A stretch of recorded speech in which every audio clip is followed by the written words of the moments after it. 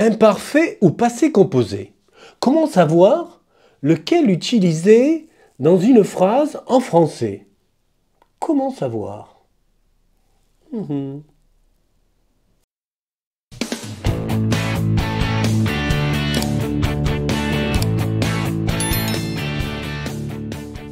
Bonjour à toi et bienvenue sur WeTeach. Je m'appelle Mo et je suis enseignant.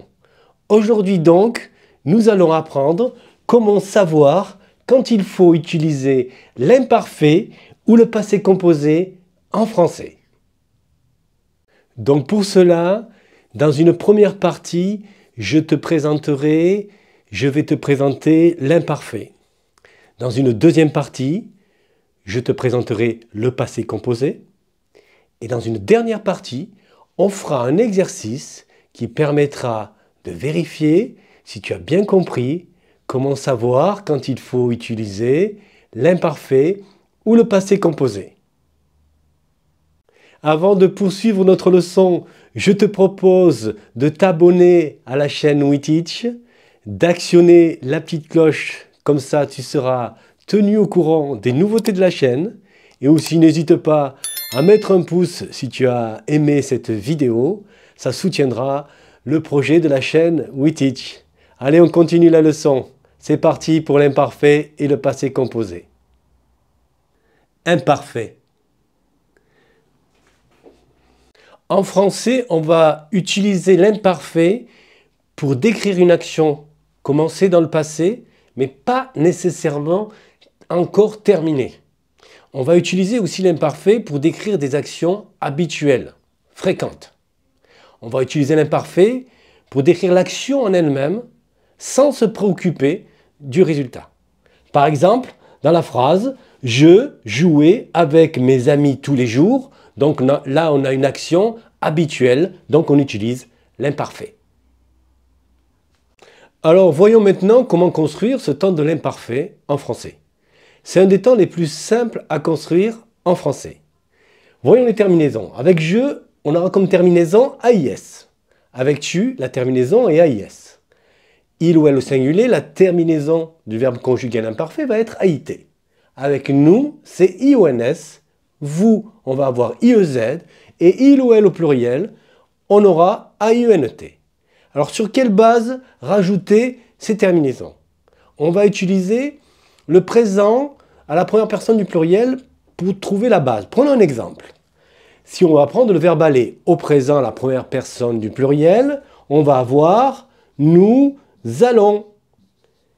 Il suffit d'enlever le ONS et on a la base pour construire notre imparfait. Donc ça va faire j'allais AIS, tu allais AIS, il ou elle allait AIT, nous allions IONS, vous alliez IEZ et il ou elle pluriel allez AIENT. Passé composé. On va aussi utiliser le passé composé pour exprimer des actions passées, mais des actions passées qui se sont terminées dans le passé. Ce sont des actions précises. Et cette fois-ci, on va se concentrer plus sur les résultats de l'action que sur l'action en elle-même. Voilà, prenons un exemple. Je vous donne un exemple pour le passé composé. J'ai fini mon livre hier soir. Donc l'action est passée, elle s'est terminée dans le passé. Alors le passé composé, comme son nom l'indique, c'est un temps composé. Il est composé de l'auxiliaire être ou avoir au présent, plus du participe passé du verbe. La majorité des verbes se conjuguent et s'utilisent avec l'auxiliaire avoir.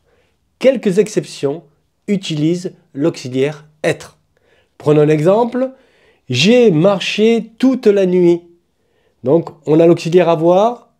Au présent, c'est le verbe marcher, conjugué au passé composé à la première personne du singulier. Imparfait ou passé composé? Alors, imparfait ou passé composé? Faisons le point rapidement. Alors, avec deux exemples. Elle a parlé une fois au professeur, l'action est passée et terminée dans le passé. Elle parlait souvent au professeur, Là, on a la notion d'habitude, donc c'est une action habituelle, donc on utilise l'imparfait. Rapidement, passé composé, donc c'est une action passée, terminée dans le passé. L'imparfait, c'est une action passée, souvent habituelle, et qui est en cours et pas forcément terminée. Ça y est, c'est le moment de l'exercice. Vous allez devoir compléter les 5 phrases que je vous propose avec l'imparfait ou le passé composé. Vous devrez utiliser les verbes que j'ai mis entre parenthèses qui sont écrits à l'infinitif, c'est-à-dire ils ne sont pas conjugués. Je vous présente les phrases avec les verbes à l'infinitif. Je lire quand elle frappait à la porte. Nous faire connaissance quand nous être en Europe. Elle manger quand tu téléphonais. Il entendre la mauvaise nouvelle pendant qu'il prendre son déjeuner. Je dormir quand le téléphone sonnait. À vous de compléter, de changer ces verbes à l'infinitif, ou l'imparfait, ou le passé composé. Je vous laisse 1 minute pour réfléchir et faire cet exercice. À tout de suite!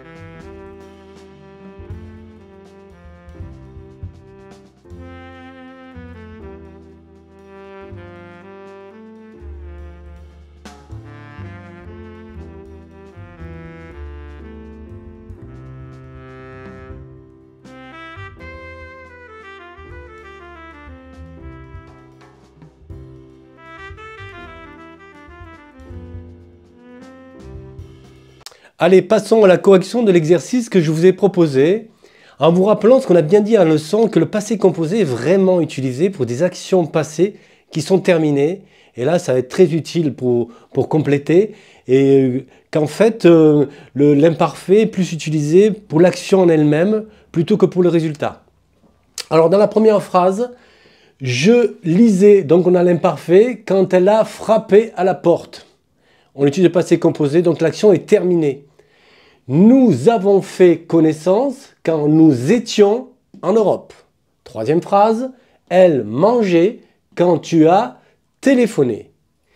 Il a entendu la mauvaise nouvelle pendant qu'il prenait son déjeuner.